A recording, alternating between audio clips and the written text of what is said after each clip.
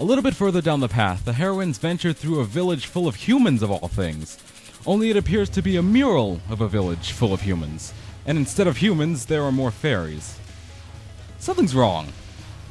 I don't really think this is the only village of humans in Gensokyo, but since it's the only one we know about, we simply refer to it as the human village. At the same time, it would make things rather difficult if you try to protect more than one group of humans at a time, so I guess it makes sense that only one village of humans exists here. But even so, somehow the humans are not here.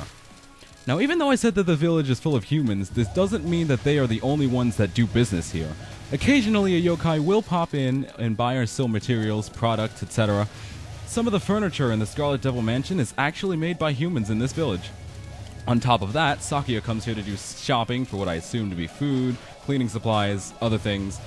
Members of the Yakumo family pop in every now and again for differing reasons. And then the background flipped over. How does that work? You know what I think that is that I haven't realized until about a few months ago? That might be the ability of the character right there shooting at me at work, but I'll get to that later. Now, I wasn't a fan at this point in time, so this next part is mostly speculation, but once the fans realized that not all of the humans in Gensokyo were capable of endlessly spewing bullets or lasers or knives or time stop, they could relate a lot better. And so they used this setting for most of their fan works and what have you. And it worked better for them at the time, at least as far as immersion factor goes.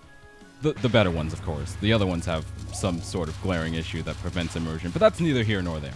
The point is, the human village is a fairly popular area, and it doesn't look like that's going to stop anytime soon. As a matter of fact, the narrator of Perfect Memento and its recent successor, Symposium of Post-Mysticism, lives in this very village.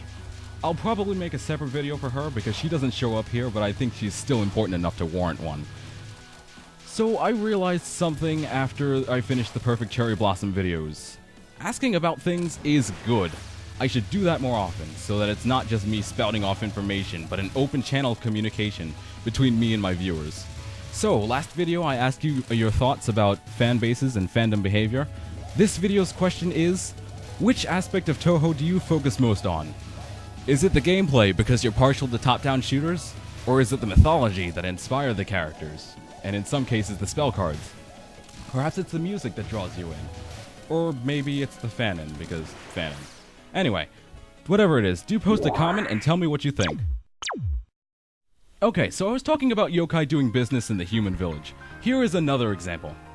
Keine Kamishirasawa, the guardian of the human village, and aware Hakutaku. Hakutaku are beings from Chinese legend, also known as Pai Tsi. They are quite knowledgeable, being able to understand human speech and bestow wisdom and advice only to rulers they deem worthy. It is said that this yokai had a large hand in creating an encyclopedia full of yokai for knowledge's sake. There are fragments of this text around, but in this day and age, it doesn't fully exist anymore. Sorry history junkies. Maybe next time. Now Keine, I hope I'm pronouncing that correctly. I did have someone on my case about that a little while back. Keine is a aware Hakutaku, so she only becomes one every full moon. The rest of the lunar cycle, she appears to be human. When she's in this humanoid state, she has the ability to consume events in history and make them appear as if they never happened. As a Hakutaku, she has the ability to create alternate histories. For those of you that are fascinated by science fiction and timeline tomfoolery, you know, going back in the past and altering the future, you know how unwieldy this ability is. You go back to fix a mistake you made and you end up being the cause of mankind's destruction or what have you. Worst case scenario. From what I gather, Keine's abilities work a little bit differently. Whereas we're used to the catalyst changing events in the past, Keine is able to consume or alter them from the present, making time travel not even necessary. This seems like a foolproof method of changing history without altering one's present, though the same can't be said of that person's past. This is also why the human village appears as barren as it does. She hid the history of the village and its residents as a precaution, because she knows something's up with the moon, so she's in total defense shogun mode right now.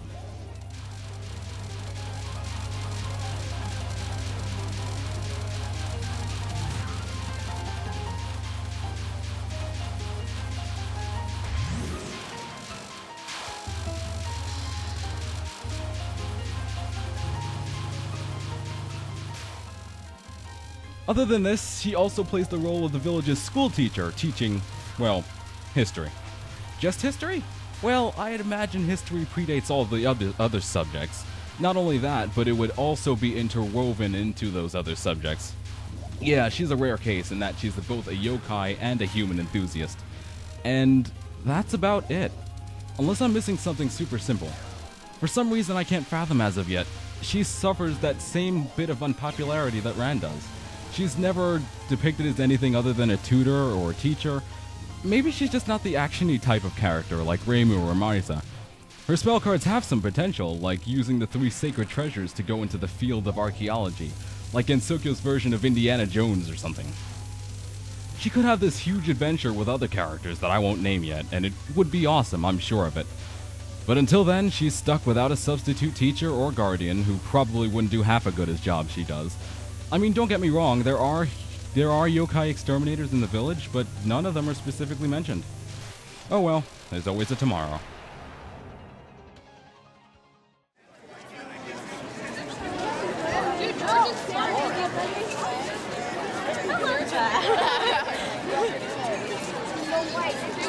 Oh,